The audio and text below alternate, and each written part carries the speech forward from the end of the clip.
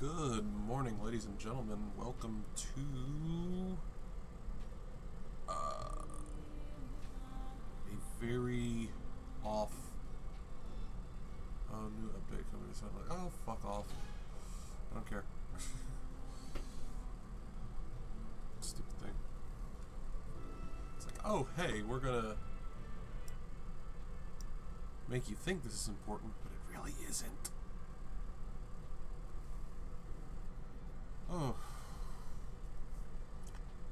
was going to say, a very sleepy edition of Gator Does Games. I'm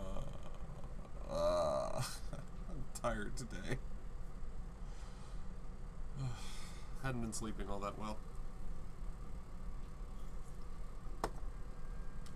But I had my Ron Swanson breakfast, and I need to do something productive today.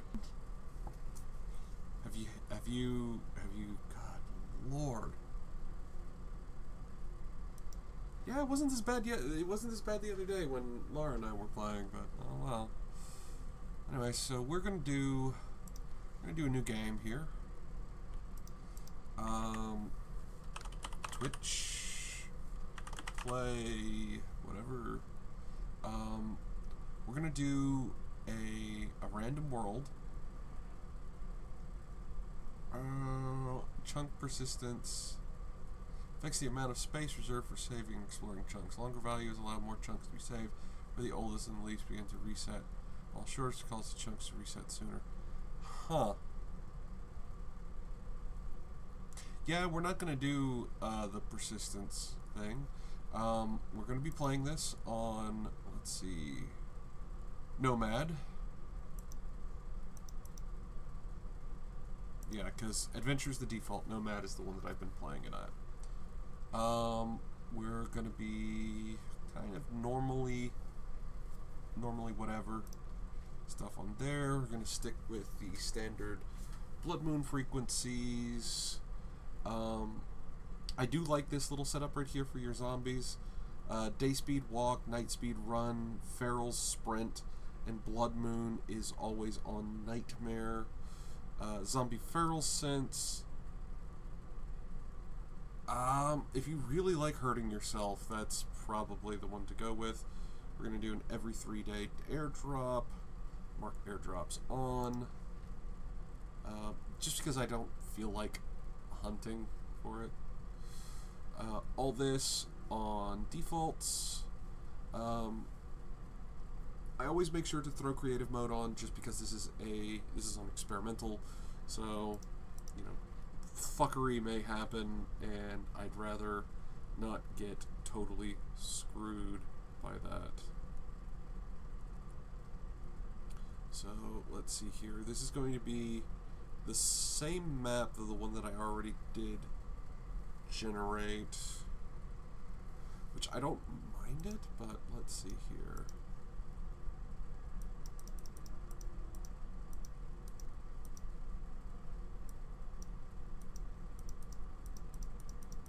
Ugh. Alright, we're not going to do Naves game. We're going to do a new random world. World generation seed. Dark Noir. And we're going to do this on the smaller side. For the advanced generation. You know what? Let's see here. Dark Noir, review quality default. We're going to getting rid of mountains. Mountains are shit. We want a little bit more plains on our layouts. We're going to have let's have mini rivers. No craters. Cracks. I guess that should be fine. Towns. We're gonna have many wilderness POIs. So wilderness is usually kind of just shit for exploration. You're just trying to sprint across everything. So Center Forest. Generate. Let's have a look at what it'll make. Just to say hi to everybody. Ah! See? There are people. You don't see people, but there are people there.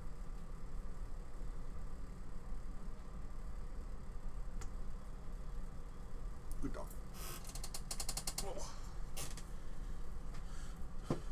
He's being needy because the girls are gone.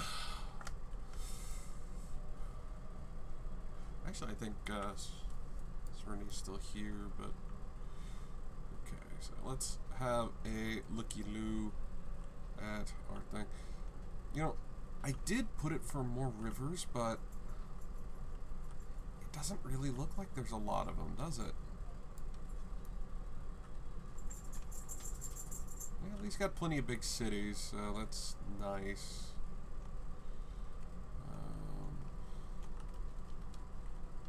Oh, wow, interesting. Okay.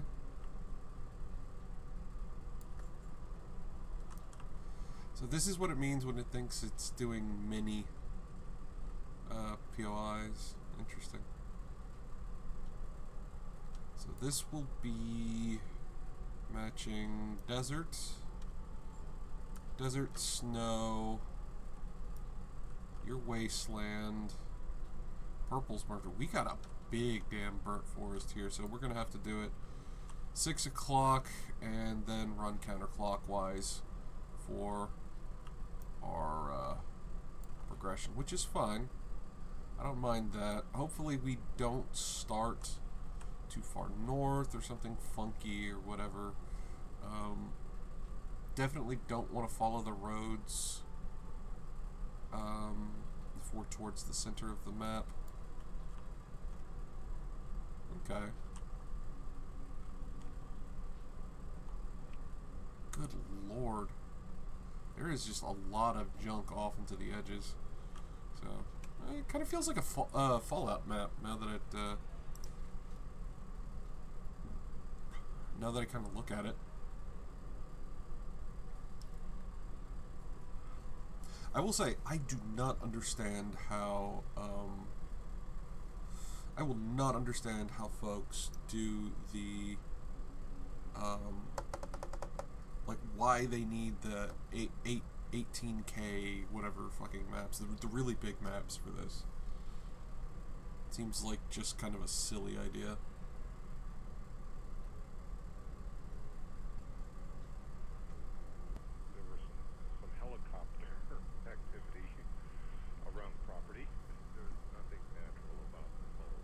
Mel's Hole was a weird fucking story. So. It was February 21st, 1997. That Friday afternoon, famed radio personality Ready to spawn. Was busy working out his plan for that evening's show of Coast to Coast AM, a late-night radio talk show in America that would cover a variety of topics with particular interest in the paranormal and conspiracy theories. The popular radio show was listened to by millions, and you never quite knew what direction an episode would go in, as Art answered the phones to one of his many callers. But this night's show would go on to become something of a legend in its own right, potentially becoming one of Art Bell's strangest and most famous conversations. Art received a fax that afternoon, as the late winter's sun beamed in through his office windows. Art took a look at the message. It was from a man named Mel Waters. He said, "Dear Art, I'm writing to you to see if I can get some help from you or your vast listening audience. I live in rural eastern Washington, near the Menashtash Ridge. On our property, there is a hole." Art continued to read the facts and was totally Just need a little bit of stuff to begin with here. Mel, the man who sent it in, was thinking Art might read out a section. I think I might do spears. Maybe see if his listeners could help him. You know, it's been a bit since I've done spears. One step further. Oh, there's some stones. He got back in touch with Mel and I told need him these. he wanted to talk to him live see if they could get to the bottom. Oh, hello. A little bit of trash. Welcome to the Nails.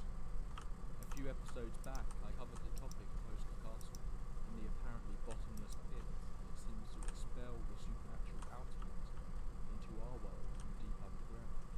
I often like to post little clues in the lead up to an episode being released about what that topic is going to be. So many people guessed it was Mel's Hole for that one, and seemed a little disappointed when I told them it wasn't. So I thought, well, why not? I was kind of familiar with Mel's Hole before it started, Club. but I pretty much only knew the first two parts. Don't want a club. A man named Mel found a seemingly bottomless pit. Stone spear needs. Unusual behaviour.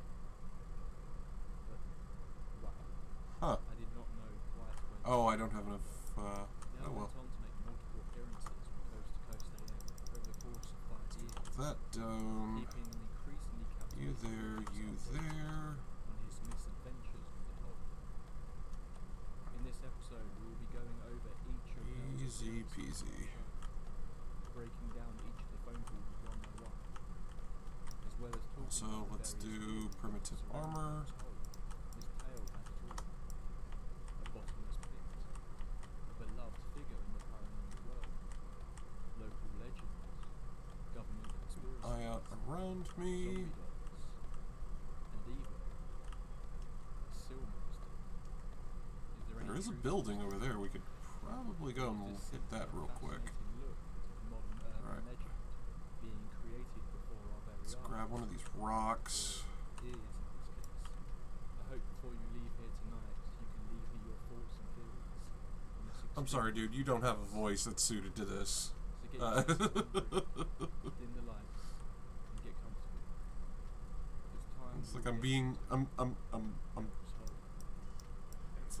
a zygote trying to spook me.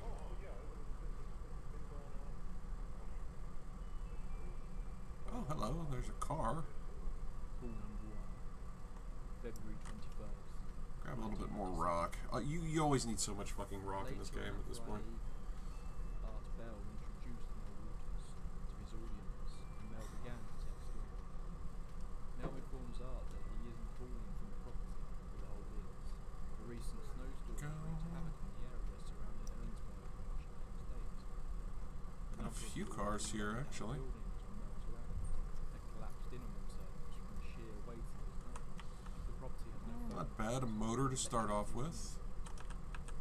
in fact, living there Got doesn't some seem to be the real tires. purpose of Mel's property, which was made up of several acres out Give me on the middle of nowhere. bones. I need bones. He was really up to it. We will get into it a little later. Alright, Instead, that's. Mel is It's not a seemingly terrible staying somewhere in Ellensburg, kind of thing. sitting next to Paul Lambert. He explains that he has owned this land Alright, for a we've few years now. got all of that And that's is sorted out. There is a hole, measuring 9 feet and 9 inches across. Around the outside is a 3-foot high retaining wall that almost gives off the appearance of this hole being a well. Alright. The retaining wall drops down into the hole around 15 feet. Let's see. The hole goes deeper Arrows.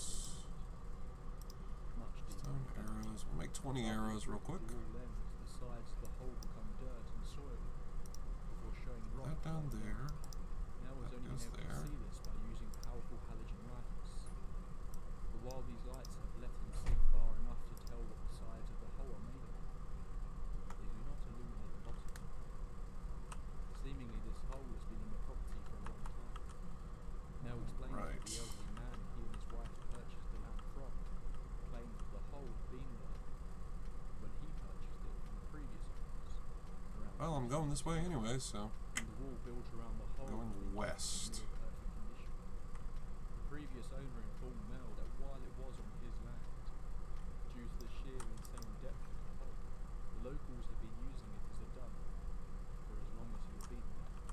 Ooh, that's a little bit more of a built-up POI. This hole had been having rubbish dumped into it for so many decades, yet it seemingly wasn't full. Alright, let's get me a spear Mel going. didn't kick up a fuss when he discovered his neighbours driving their Well, rubbish up to his hole Stone spear. and throwing it in. Who was he to stand in the way of local traditions? Instead, throwing anything and everything he didn't need anymore into the hole. Initially, he worried about the impact. Alright, so let's go ahead and I'm gonna need a knife. Regular tests have been done to the water in the area, seemingly There we go. whatever was Whoops. at the bottom of this hole seemed to be solid. After a little Let's while, Mel throw became down aware of something bedroll strange. just real quick. Not only was the hole so deep it seemingly never filled up, but Glue is good. Glue is always good. never heard a sound. Johnson family cabin. In fact, it never even made an echo. Easy peasy. When he dropped his rubbish inside, he would never hear any water splashing, no crashing. He threw an entire Hoy fridge hoy. down there at one point, and his television. No sound. Nothing. This set Mel's mind as well. How deep would this hole have to be that you could never hear a sound of something landing on it?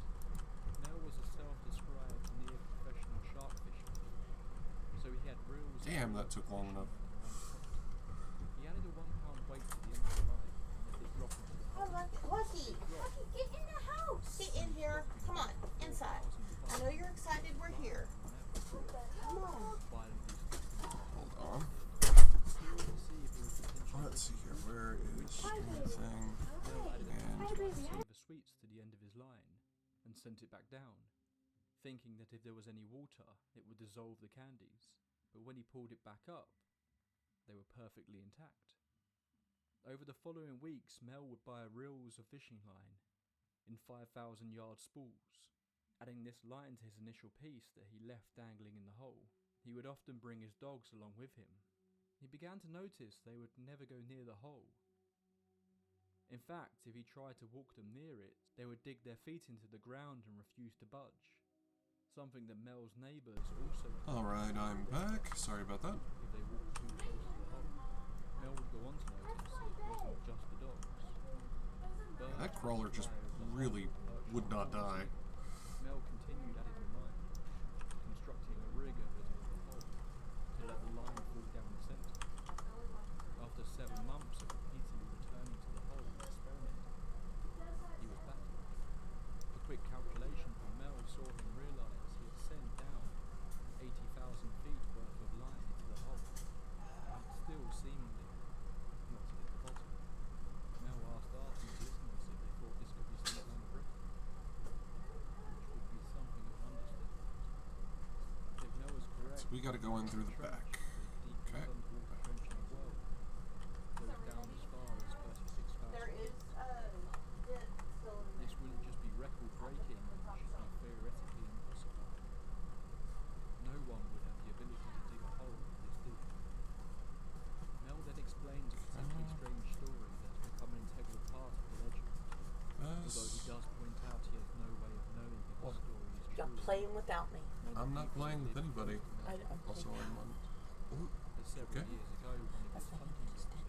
Oh, I'm sorry. They did it right here. Rather than burying Also, I was the gonna dog, let you know I am on camera, the man so. decided to Hi, plop it people down on the camera. No, I'm doing on Twitch because I haven't been Oh, okay. doing that I one thought for you were good. playing our game. Oh, no. Oh, okay. Ours is on day 7. That's day 1. Baby, I can't see. Okay.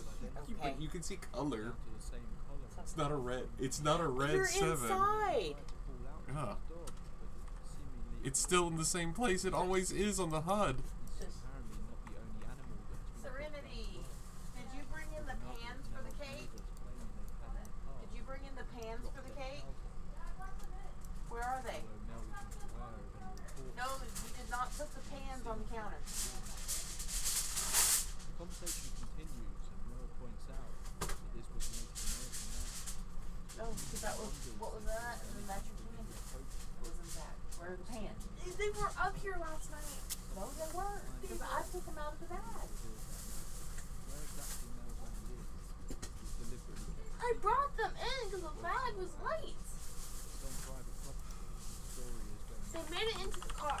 They were in here. last thing Mel wants to wake up They made it in the car. is a bunch of people wandering around with various pieces of land in the area.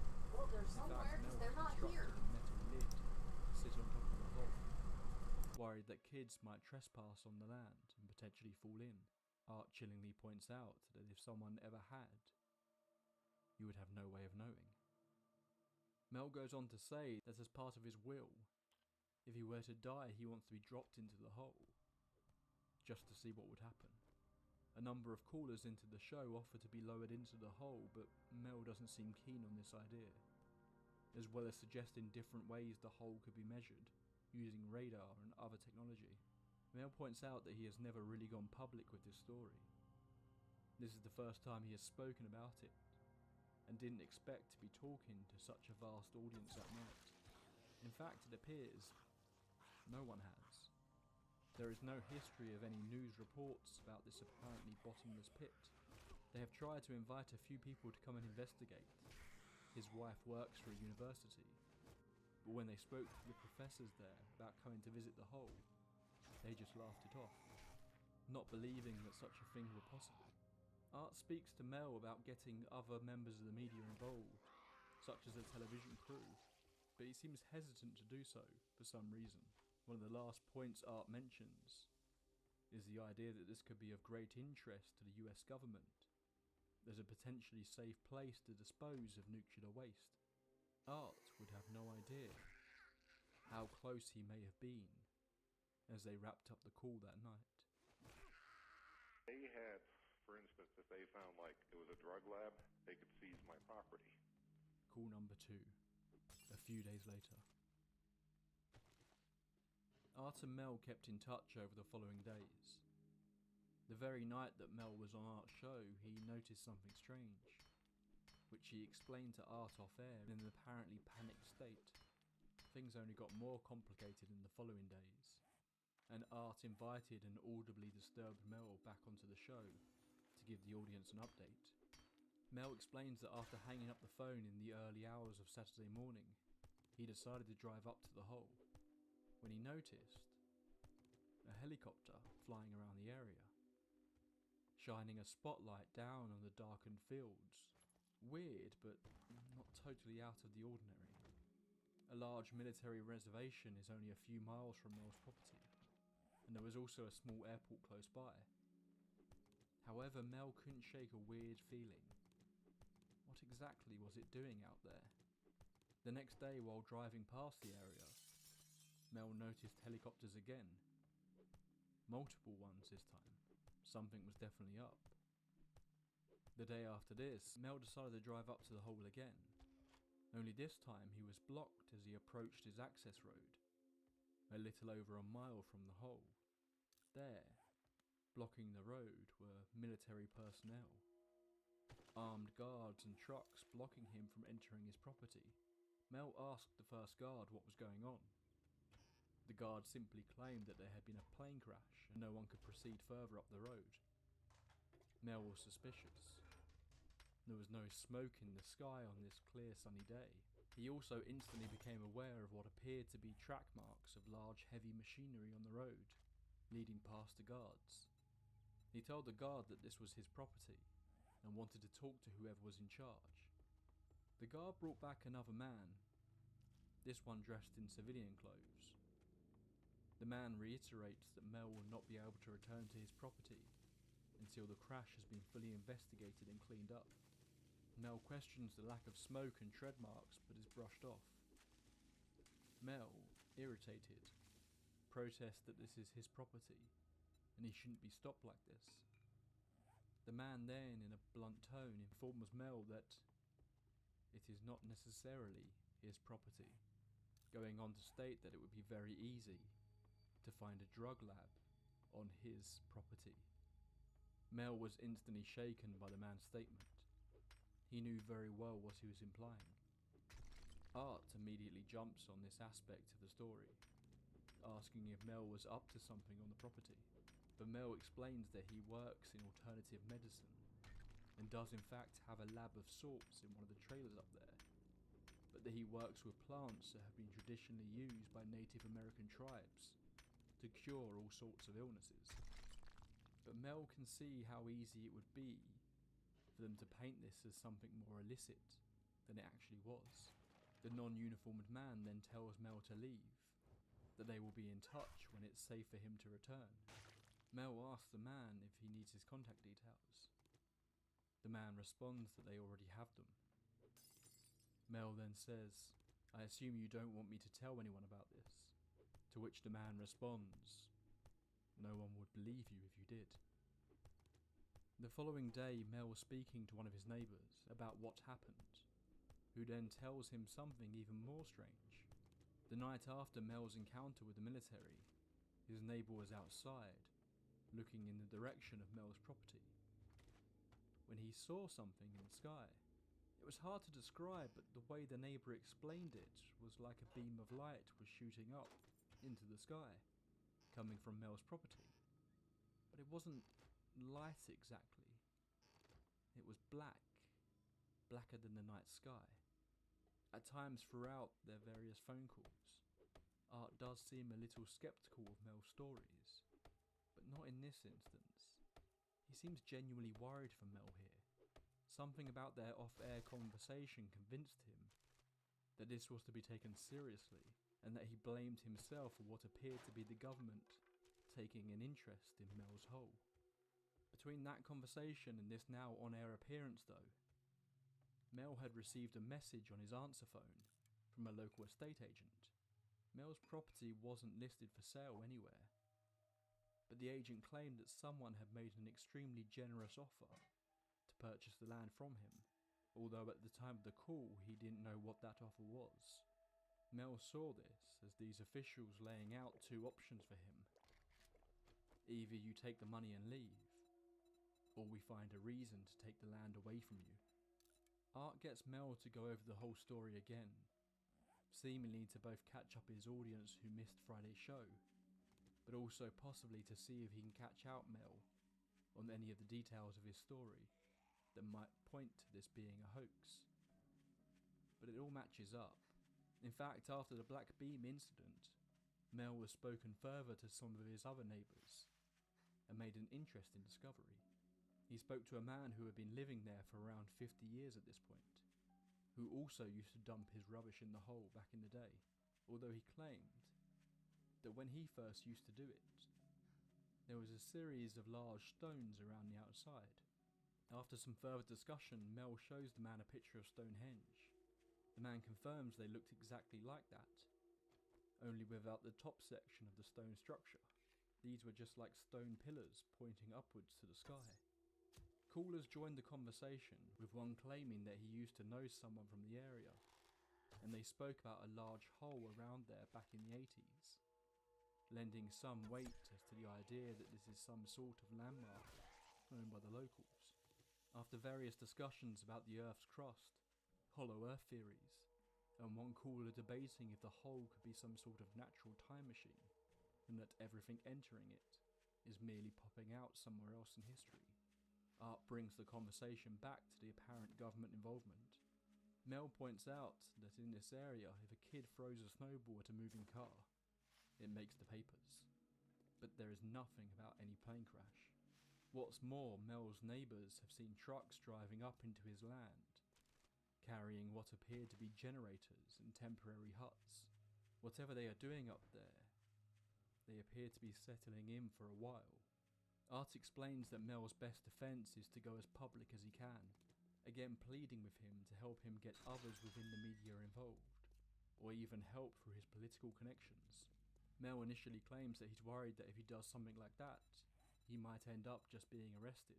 But over the course of the conversation, I am struck by the feeling that Mel doesn't want to cause too much of a fuss, because he is extremely tempted by whatever this monetary offer that is being made is, dreaming that if it was substantial enough, that he could relocate to Australia, a long-held dream of his, and put all this behind him, and that talking about it with Art is just him hedging his bets before he decides what way to go.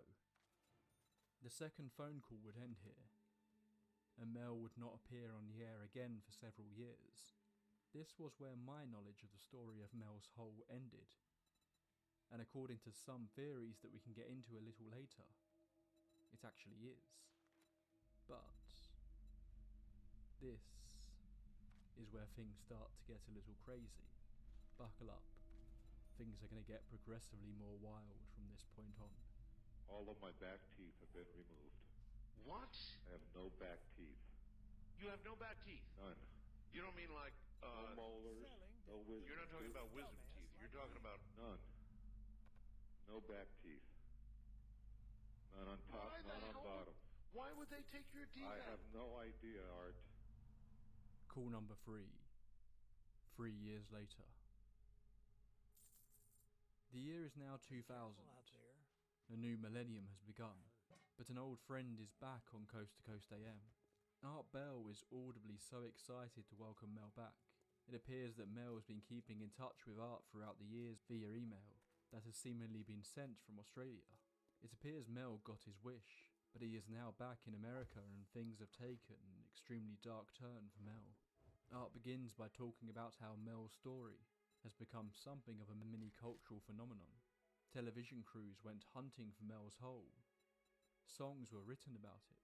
Even drinks were named after Mel's hole. And the lack of closure on this story seemed to drive people crazy. No one knew what happened to Mel after this apparent offer to buy his land. Art gets Mel to once again recap the entire story. But this time Mel adds some additional details that are worth covering. He explains he was living at the property prior to the snowstorm that started all of this, doing research into Native American herbal medicines, and growing a number of plants on the land. He specifically singles out a Mexican man who used to come and dump tyres by the truckload into the hole while he lived there, estimating that he must have put thousands down there over the years. He then goes off on a seemingly random tangent about the area of Ellensburg being a bit strange in general, highlighting one odd story from the area of a tree that apparently has a whale bone sticking out of it. Why it's there, no one knows. I wasn't originally going to include this detail, but it does have some relevance as we get to the end of our story. It also seems that the black beam being spotted wasn't a one-off. Others have reported seeing it now, but Mel has never witnessed it himself. He also adds one unusual detail about the military men that stopped him on that day 3 years ago. He tells Art that years ago he used to serve in the military. He was confident that the men he saw were from the army. However, they lacked any identifying information on their uniform. If he was asked, he couldn't tell you what army they represented. Mel then explains what happened to him. The offer from the estate agent was that the government wanted to lease the property from Mel in perpetuity and were willing to pay a hefty sum to do it. $250,000 a month, in fact. After a series of conversations that Mel doesn't go into, he manages to secure himself quite an impressive deal. They arranged it so that Mel was able to move to Australia, taking both his dogs and various plants with him, without having to worry about any quarantine. Clearly this was the result of some sort of arrangement between both governments, but Mel was forced to sign an NDA that seemingly covered aspects of the case that he doesn't go into. Mel was told to leave his car and wait at a nearby rest stop. There he was taken in the car to the airport, where he went to San Francisco, before flying on to Australia. In Australia he was able to continue his research, using the sudden wealth he had to build various facilities out there, as well as becoming heavily involved in rescuing wombats. But he claimed that the officials in Australia were very interested in his research into alternative medicines, particularly when it came to the plants that he had grown on the land surrounding the hole. In one unbelievable story, they apparently took the plants that he had grown to 3 men. Mel didn't know it at the time, but these 3 men were all in hospice care, all with HIV. Months later, all 3 that came into contact with the plants made a miraculous recovery. Art is surprised that he would return to the US, but Mel claimed he missed his family and wanted to come back, which he did in late 1999, something that would be a huge mistake on his part. It appears the actual ownership of the land isn't as simple as Mel made out. It actually belonged to his now ex-wife. Mel had been paying her $25,000 a month since he leased out the land, but she had actually leased it out to him in perpetuity as well, as part of their at the time amicable divorce settlement. But upon returning to America he was almost immediately served with papers, saying he was in breach of his lease terms. It claimed that fuel tanks, a septic system and paved roads had all been added to the property while Mel was away. These were large-scale changes that he wasn't allowed to make, and therefore his lease had been revoked. This instantly also stopped the payments from the government, which were now potentially being made to his ex-wife instead, although he was never able to get in contact with her to confirm this. In fact, she seems to have completely disappeared off the face of the earth. When he checked his accounts, all the money he had received over the past several years had gone. His institutions in Australia were almost immediately closed down, and all staff were let go. Mel was now back in the US without his land and without a penny to his name. Things would go from bad to worse though, when just a few weeks before this call, he arranged to go back on Art's show. The day he was due to go on, Mel had been helping his nephew move into a new apartment in Olympia. Mel needed to go drop off the hired truck and then would take a bus back to Olympia to help his nephew unpack, before appearing on Art's show that night to provide an update. But on this bus ride back, a fight broke out between two passengers. The bus was forced to stop at a parking ride. Various transit staff members boarded the bus, along with the police, and wanted to speak to the passengers about what had happened. Mel stepped off the bus to talk to the officials, but was clear that he really needed to get back to Olympia as soon as possible. The officials told Mel that they had a transit van they could drive him in if he was happy to answer some questions along the way. Mel entered the van, and then everything went black. Mel had no idea what happened, but the next thing he knew, he was waking up in an alleyway, surrounded by homeless people, with the taste of blood in his mouth. He soon came to discover that he was in San Francisco, and 12 days had passed. His ID, wallet and keys were all missing, as was, strangely, his belt buckle that he had made himself.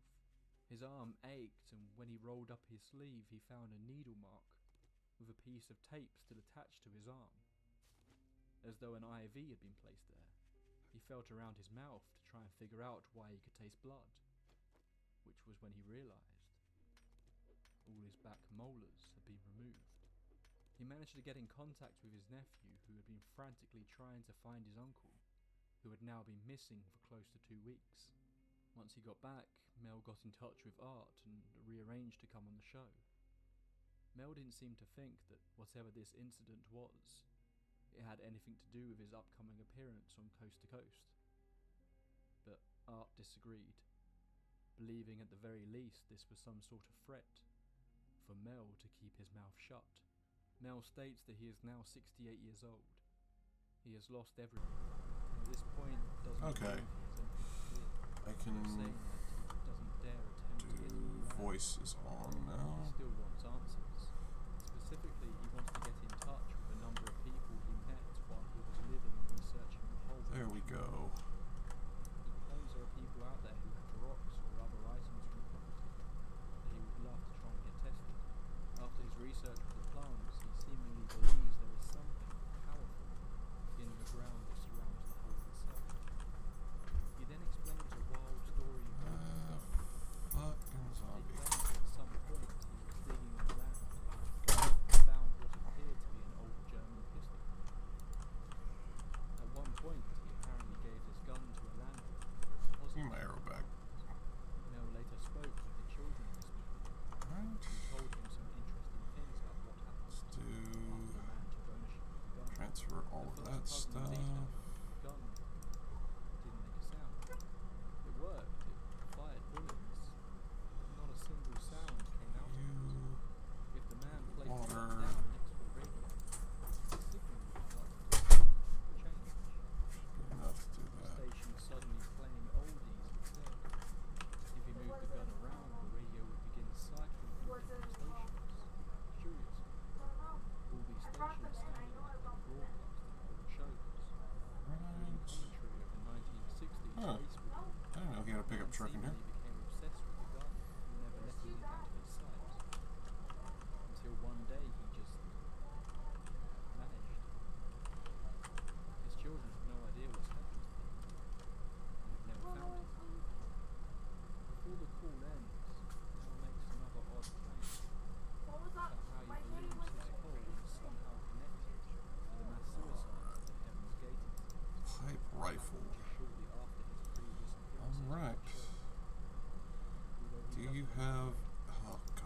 these are so damn far. Bell was spurred forward. Alright. I'll take that. Mel would once again disappear before getting back in contact 2 years later. In these final two calls, things get even stranger. It appears that Mel was found in a hole. The snake separated from the tumor without our assistance. We were thought, well, maybe we cut the snake free right there on the tip. It do it right there. Alright, so I do have a gun at least. You're all standing back at that point, but the thing is loose, you know, and we're way back. Call number 4, 2002. During the subsequent years, Oh, that was a Mel waste. taken to hitchhiking with truckers up and down the country. And as luck would have it, he was in a truck cab late one night when he heard his own voice on the radio. Art Bell was replaying his now famous original call with Mel. Mel decided it was time to give his old friend an update on what was going on now. Alright. What an update it is. Just go with me on this one, please. It's quite a ride. Art begins this call by asking Mel to swear on a Bible that he isn't making all of this up, which he does. Once again, the pair recap the I entire do have the honey perk book, so Mel's points match up to his previous grab claims, some but does fill in a few additional honey real details quick. here and there. This is actually, in fact, where he explains what's happened during his money. dang. Although I did include that in the previous section comparison. Mel keeps talking about his missing belt buckle and his strange blackout incident in San Francisco. The fact that perplexes Art, but Mel goes on to explain why it bothered him so much. Apparently at some point, much like the gun, Mel was digging on his land one day when he found what appeared to be a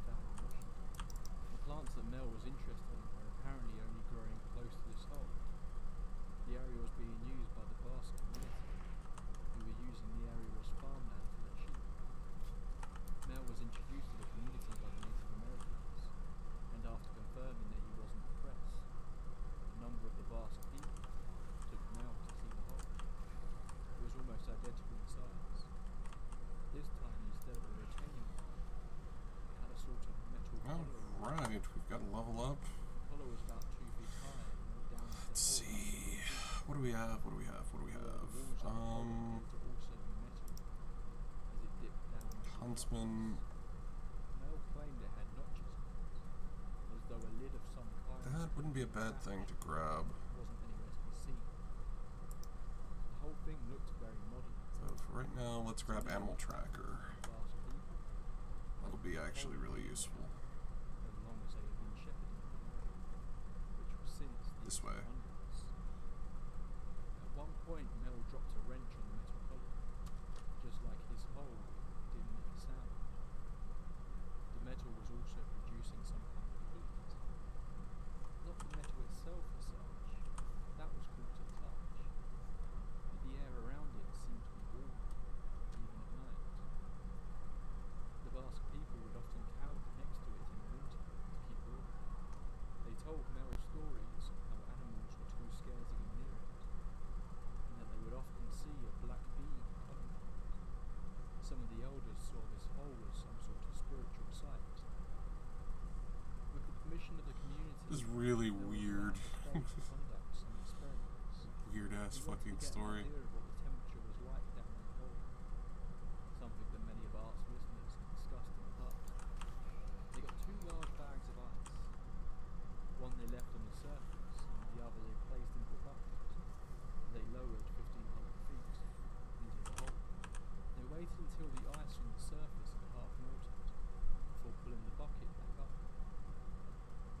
What happened next is tricky to explain. Mel himself admits that this is hard to put into words. The ice hadn't melted. In fact, it looked totally normal. But when Mel touched it, it wasn't cold, and it didn't melt in his hands.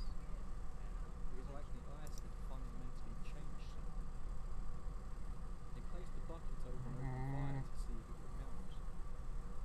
It didn't. Instead, the ice cubes started to glow. Well, I'll take the food. Fire themselves.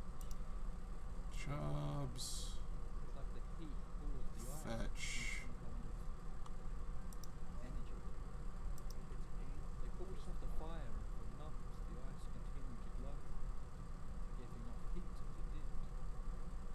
In fact, one Basque man took a handful of the ice home with him, putting it into his wooden stove to heat his hut. A detail that will become important in the final conflict. They tried to At least reduce grill ice. corn. Sometimes it would be successful, other times it wouldn't. They couldn't figure out why it would happen sometimes. Right, food. Art asked Mel Charred what was meat. happening. 2 minutes and 30 seconds. Mel claimed they didn't have the money for it. Instead, the idea of dropping something live down there came up. First, one of the Basque men offered to go down. Mel talks him out of it. Instead, the idea of sending a sheep there was decided on. Now, I'm going to warn you, this next part features some pretty unpleasant animal cruelty. I will include a time-coded description if you want to skip ahead. I'll be trying to keep this as ungraphic as I can, and I strongly recommend it if you can stomach it to persevere, as this leads to the most insane part of Mel's entire story. Alright. And out of those. Began freaking out. So let's go ahead and grab some wood. We're going to set up for the night. It's too late to do another. Well, I mean, I could do that mission overnight. Wouldn't be great, but I could do it. Seemingly came to and started jumping around, shaking the crate violently. Mel describes the sound it makes as almost like screaming. As the crate lowered beyond the metal column, the sound stopped. They could see the crate bashing around from side to side as the sheep tried to escape. And no sound could be heard from it. At around 700 feet down, the sheep seemingly stopped moving. As they hit the bottom of the line, a strange vibration was felt up through the line. Ooh, there's By what tons of Mel fun right described there. as the feeling of static electricity in the air. Hello, fat They boy. left it down there for around half an hour before pulling the crate back up. The box looked completely normal from the outside, but the sheep wasn't moving. It was dead.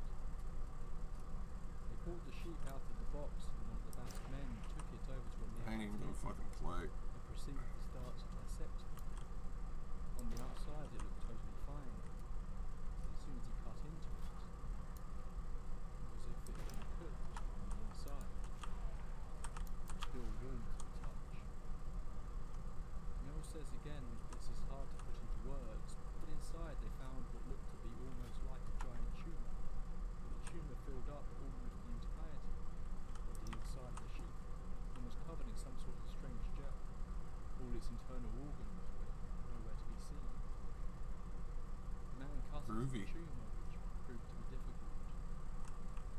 Once they get it open, inside they find what looks like Fucking a fetus, dogs. in fact, attached to the tumour-like object with an umbilical cord. Mel said the only way he could describe it was that it looked like a baby seal, 18 inches long with flippers. Most disturbingly of all, he said its eyes didn't look like animals. They looked very, very human. Sounds Watching the spear. men intently as they freed it from the tumour. Before they could cut the umbilical cord, the creature freed itself. The men all froze. The creature just kept looking at them, looking over them all one by one. At first, one of the Basque men claimed they should kill it, but the others disagreed. Then the creature began to move to the edge of the table. Mel said he doesn't know why, but he somehow knew it needed help and wanted to be on the floor. So he picked it up and carefully placed it down. It was covered in the same gel the tumour was, which Mel claimed smelled like ozone. Nearly 2 hours the creature sat on the floor, just looking at Fucking the men birds. with its human-like eyes. Mel claimed it had the most compassionate look he had ever seen from any human or animal. Claimed that none of them felt threatened by it. Its stare had a weirdly calming effect on Mel, then began to crawl towards the hole.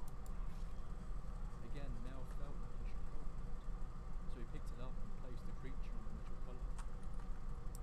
It sat there for a further hour, watching the men, before slowly crawling back into the hole and disappearing into the darkness. Mel was full of guilt for what they had done to the sheep. They spoke about burying it, but instead decided to return it and the tumour to the hole. This is when Mel tells Art in additional detail. Before going on his trip, Mel had been diagnosed with cancer and was told he only had months to live. Mel was now cancer-free. He believes it's something to do with touching the creature that cured him, and much like he had seen with the HIV patients in Australia. He thinks that something about the ground surrounding these holes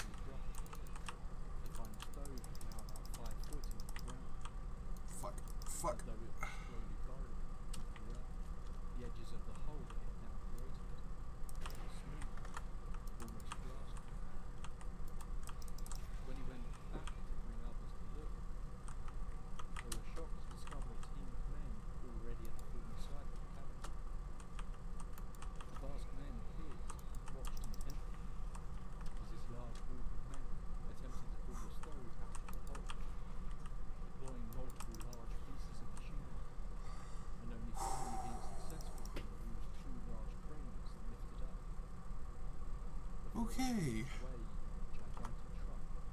That was fun. Since this, Mel has not returned to the Nevada hole. His paranoia seems particularly high in this cool, and he thinks that he's being followed. Unsure if they know the exact location of the second hole, he doesn't want to lead anyone to it. He has been discussing with the Basque people about getting some university researchers to come down and investigate, but not much progress has been made on that front yet.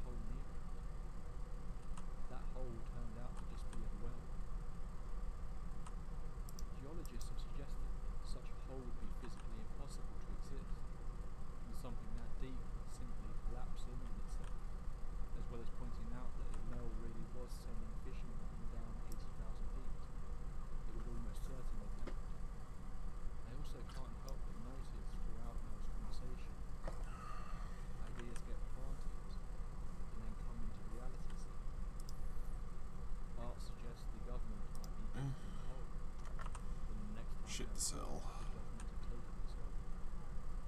Someone suggests time travel, and Mel finds an old gun that transmits radio signals from the past and strange old coins. A caller mentions alternative realities. A seal creature talks about beings from other realities. Of course, we also have to discuss one of the other major theories about Mel's phone calls, and that is, there is in fact two Mels. Many claim that the real Mel only phoned Art those 2 times in 1997, and that if his story is in fact true, he either took the money and ran, or someone made him disappear. It then suggests that the man on calls 3 to 5 is not possible. These people are seemingly split on the second Mel as someone just playing along, winding up Art Bell, or someone deliberately trying to sow misinformation when the Mel's whole story refused to die after Mel vanished. And there is some merit to this idea. The voice does sound different, but with the quality of the recordings and multiple years that have passed, it doesn't seem to be totally conclusive proof that this isn't the same person. If it is an actor of some kind, he has researched Mel's story well, and hits all the key details without thinking twice. He also exhibits many of Mel's turned phrases and speech patterns. It's hard not to point to question the validity when Mel's story gets progressively more elaborate and crazy as calls 3 to 5 proceed. I kind of love how relevant the story has stayed for its time. People are still as fascinated by this case as they were in the early 2000s, and devote hours to trying to find out if there is any truth to Mel's whole. I think a big part of that is because, no matter how insane the story sounds, his interactions with Art Bell just feel so genuine. There are so many little odd details and phrases that don't really go anywhere, that just don't make it feel like a made-up story, despite how unbelievably ridiculous it is. So please, I really want to hear your feelings. Is this entire thing made up? Is there some truth to it, but it's been twisted into an insane tale by a potentially fake Mel Rogers? Or do you believe Mel really did experience all of this? And if so, what happened to him? Please drop me a comment below and let me know what you think. That's going to be all for this entry into the takeover. I had a lot of videos planned that required a lot of reading and research in the coming months, so I thought I'd pick Mel's Hole, as it's so well covered it should be a nice and easy, short episode to put together. As always, I was wrong. After listening to around about 4 hours of interviews with Mel, I was left with pages and pages of notes, and I am now fully on board as one of the many people who are obsessed with Mel's Hole. I love this story so much, and I hope I've done it justice here. There's still likely elements I've missed, but I think we have gone over most of the relevant information. I'm going to be grabbing my dog and boarding a flight to Washington in a moment. I will find Mel's Hole, but hopefully, if I don't get attacked by SEAL people or kidnapped by the military, I will be back with a brand new episode of The Takeover in a couple of weeks. Don't forget, I fill the weekly gaps between Tape Library episodes with my new show, Night Drive Paranormal. So if you want more true paranormal tales, be sure to check that out. Thank you so much for sticking with me until the end of this crazy journey. Until next time, pleasant dreams.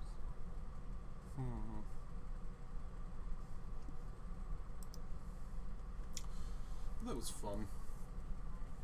Oh. I always enjoy this stupid little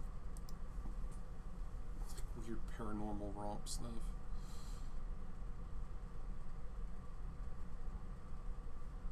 Let's see.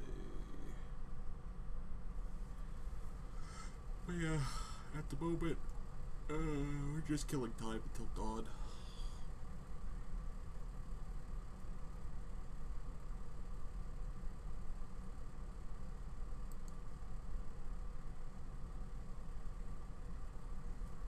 Let's see here.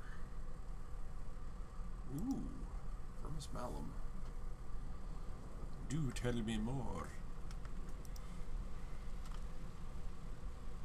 Welcome back to Night Mind, friends.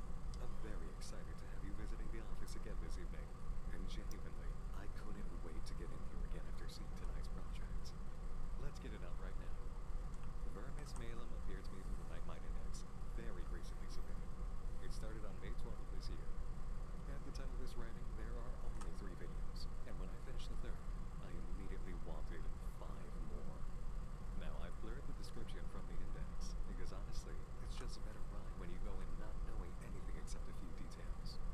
First, it's another This Game I Found story, but not presented in a manner seen before.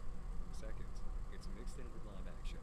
Third, it includes found documents and pure puzzle-solving elements, and the whole blend of all of this is so competent, so well-composed, so engaging, that I was leaning forward in my seat while watching, and getting exciting little hints of the live-action investigation story projects from years ago. And I want to begin my analysis notes and points of praise right here, right now, just thinking about everything packed into just 3 videos so far. There are those who are going to experience it through me in this video, and those who are going to charge in right now and check it out themselves before coming back, which I highly encourage and prefer. You know that's how I want things. Go do it. You have my enthusiasm and approval. Spooky. But do it under the best conditions you know for getting absorbed in something. If you just think it's cool and interesting, awesome. But for a lot of you who go ahead and watch it alone, you're going to get a taste of what it was like to find non-fiction projects that inspired the paranormal adventure in you back in 2012.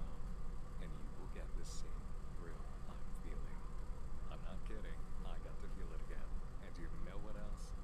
If you're an analog horror kind of person and you want to experience some new digital horror, to feel that late 2000s, early 2010s kind of ride when indie non-fiction was just discovering itself, please watch this. Please, please, please.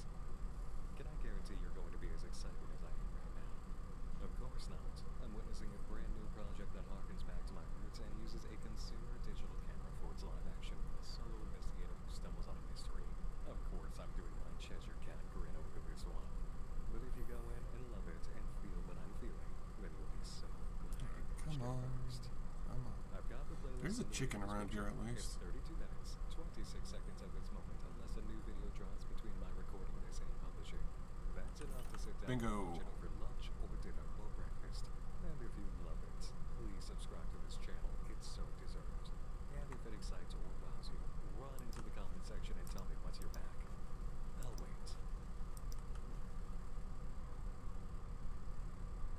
Okay. Are you ready to dive into this again? Ooh, I see you, chicken. It's the 21st century, and there's a new world being born a little every day. We fade into an old elevator, beautifully rendered, as if just opening our eyes, looking at the control panel. Immediately, there's so much to observe. Almost all the buttons are unique. Look at the warped nature of button 1, the indent in buttons 2, 3, and 6, the discoloration or dried liquid on button 4. The orange buttons look cleaner and more uniform, but you can even spot individual markings on button 8. If there was an 11th, it's covered up with gum, the space filled in. The elevator is made by a company named Hessia, with an anvil logo. Facilis Descensus Avernum. The descent to Avernus, the underworld, is easy, or the road to evil is smooth. Hessia was an ancient Greek poet in the time of Homer, who made claims of being inspired by the Muses, and wrote much on the ideas of good and evil. The logo of an anvil in relation to Hessia brings us to this passage from his work, Theogony. For a brazen anvil falling down from heaven 9 nights and days would reach the earth upon the 10th. And again, a brazen anvil falling from earth 9 nights and days would reach Tartarus upon the 10th. Here, of course, we have 10 buttons symbolizing 10 floors. Are we falling from heaven or from earth? The character in the elevator stays back, waiting to arrive at floor 1. The door opens, and beyond, darkness, except for a TV running for view. Sorry, had to get that real quick.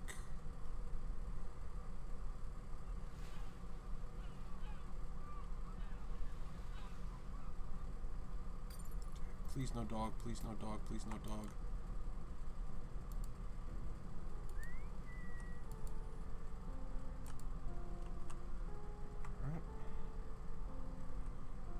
service truck. What do we got in here? The live action begins immediately after this, but let's study what we were shown first. 3 different variations of the same basic form, with a changing element. Everpalm Palm appears to be one of the companies who worked on Vermis Malum, and they depict 2 palm trees crossed in this fashion, with the sun between them. Another company, Landprom Pendle, reflects the image of Everpalm Palm, with a pair of pliers about to crush a small multicolored sphere. Notice 2 things. The round spherical center of the plier's teeth resembles the sun in Everpalm Palm's screen, and Landprom Pendle is an anagram of Everpalm Palm, but with an extra L. Then we arrive at Vermis Malum, where the arm-shaped Man, there are pliers, really resembling way the too plier's many teeth, fucking and now Zeds the here. red arm spherical shape is an apple in the palms, suggesting the sun imagery has descended low. If this image followed the pliers exactly, the apple would be at wrist level. Altogether, from the first screen to the third, we're given the suggestion of descending, the sun falling, and becoming this apple. Vermis Malum relates to apples. Vermis means worm, or maggot, and malum means 2 things depending on pronunciation. Malum means apple. Malum means evil. And right after seeing the title screen for the project and the game it's focused around, we get a quick glimpse of what may be evil.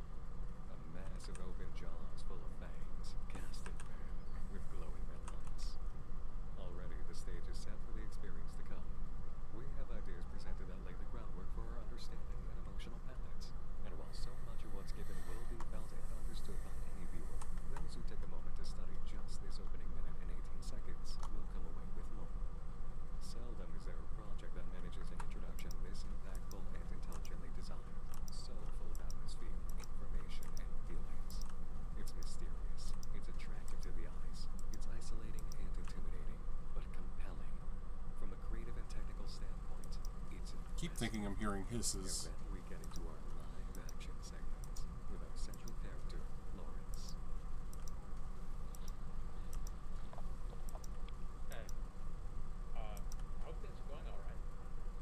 I got a chance to watch your last video on the train home yesterday. It was really beautiful. You don't need me to tell you that. You're the one who's actually there. But still, it's hard to tell sometimes what parts are real and what parts are that fancy film camera doing tricks with the lighting and stuff. I know you caught that. And what a point to come in with. A comment about what's real and what's trickery, giving us an idea that maybe we should be on guard ourselves about what may be real or illusory in the journey ahead. The numbers in the lower corner appear several more times as Lawrence continues his video journal.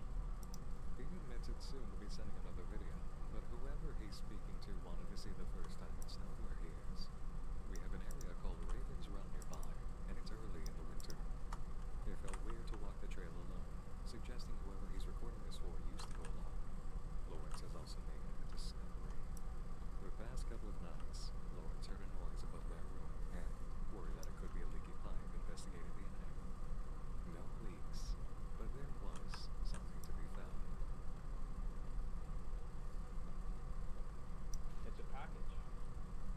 I know it's not yours, right? Did you know it was up there? I mean, Is this you the don't thing go with the up there much fucking... either, I guess. Oh, fuck. But let me know. Yeah, I remember what this is. What's weird to me is that it was like There's a bear down here. which means someone put it. It didn't just slip under by itself. I wasn't sure whether I should wait to check it out, but then I just thought, what would I be waiting for? So I opened it. It's a laptop. Charging too.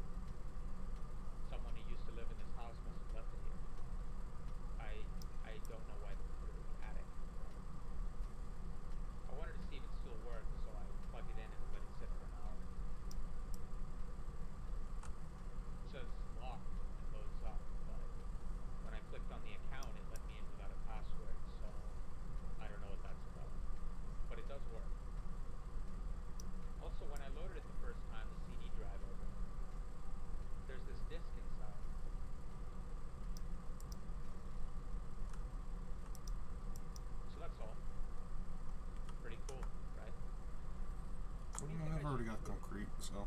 as I'm well. going to leave it in charge somewhere for now. I have to take care of some stuff for work after I finish editing this, and it's already getting pretty late. That bird song. It was familiar, wasn't it?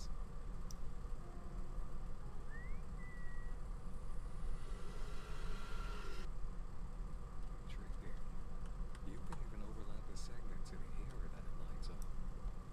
I have to take care of some stuff for work after I finish editing this, and Why would the same bird song be present in both situations? anyway, good luck with everything. I hope you're having a good time wherever you are when you watch this. Send me something back when you get a chance. I mean, take your time, just whenever you get a chance. Mafia really misses you, and I miss you too. It feels really empty around here sometimes. Not just the trailer, this house. This place is too big for one person. I'm gonna have to like rewatch this later when I'm actually paying attention to it on the side. I mean, making these films. Okay. Talk to you soon, alright? Bye. The lights at the end are reminiscent of the red lights in the creature from the intro. Between those and the bird I song, wonder it if... feels like there's connective tissue. No, these are actually metal. What other clues or potential messages can we gather from this video? There's the obvious of the numbers in the right lower corner throughout, but how about the book on the desk? It's number 9 Dream, the second novel by David Mitchell. Its synopsis describes a story in which a 19-year-old Japanese boy from the countryside goes to Tokyo looking for his father, but stumbles across its secret power centers, and soon finds a line between the world and his dreams blur. The number 9 is recurring. Take note how in the elevator, there are only 9 movements from heaven to earth, or earth to Taurus. Interesting. Could just be a book on the desk, but usually, it's not an accident. When it comes to the mysterious numbers, no use for them yet that's clear. There are some observations you can make them, and they're pretty interesting.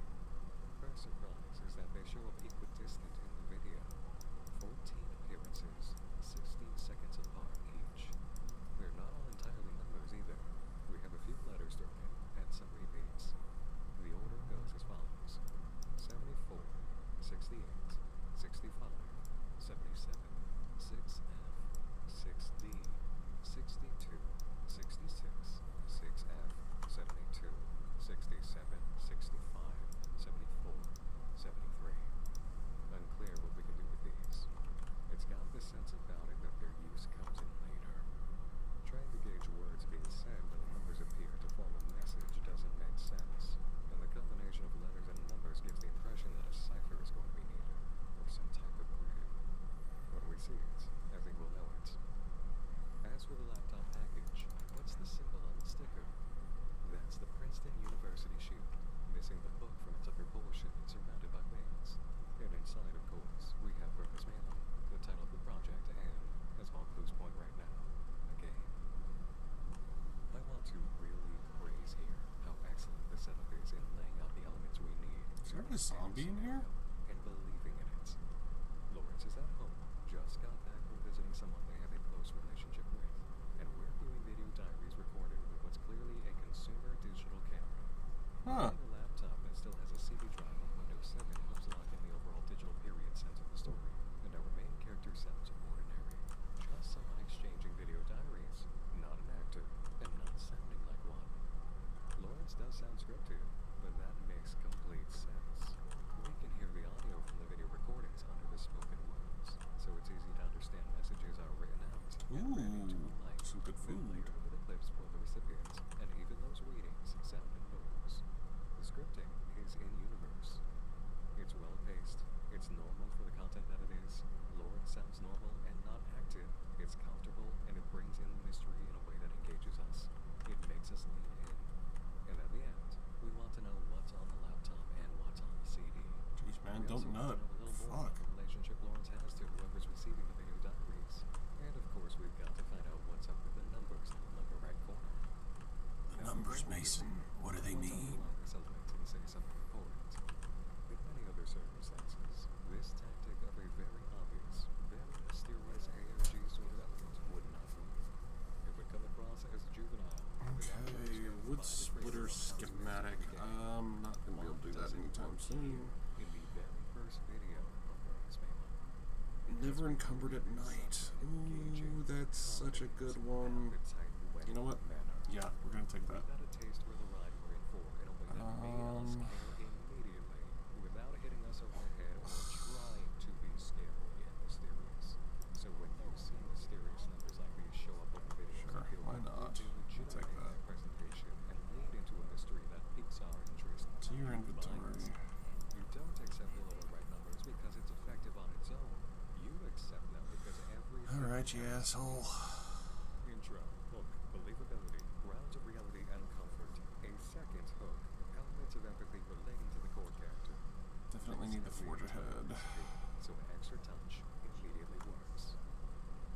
Video number 2, Electric Sheep, opens with another video diary relaying a dream Laura had.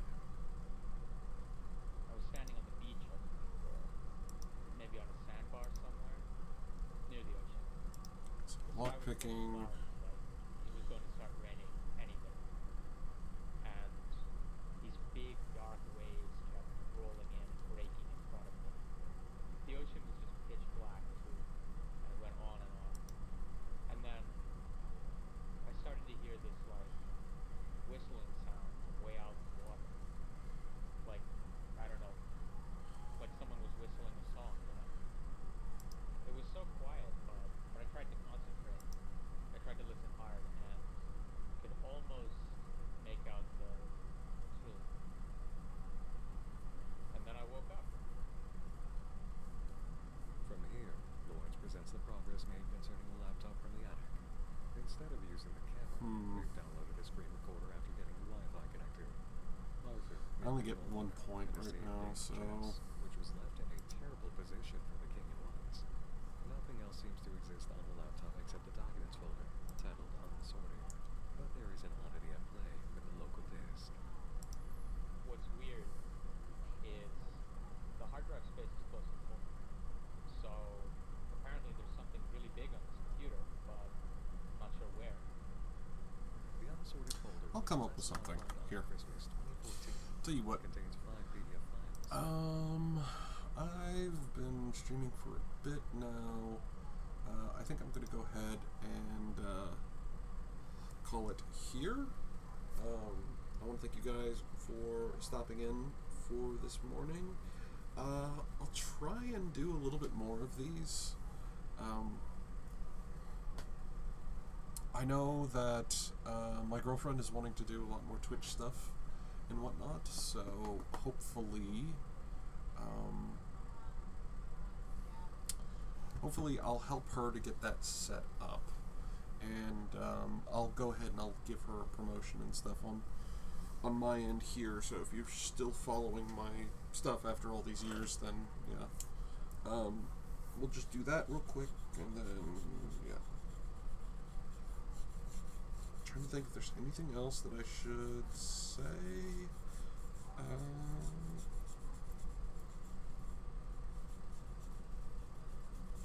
No, I think that should be it. I am starting to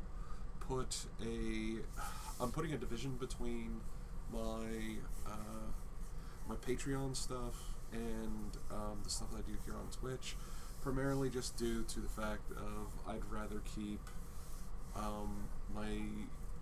my day job that's doing the NSFW stuff separate from on here. So I don't want to sort of struggle with, because I've had a lot of trouble with that in the past with like trying to keep things clean and whatnot. So I'm just going to use Ko-fi for my Twitch stuff from here on out, and hopefully that'll be a lot cleaner and neater. And people won't get access to the wrong things. But yeah, thank you guys. I'll hope to see you all again soon.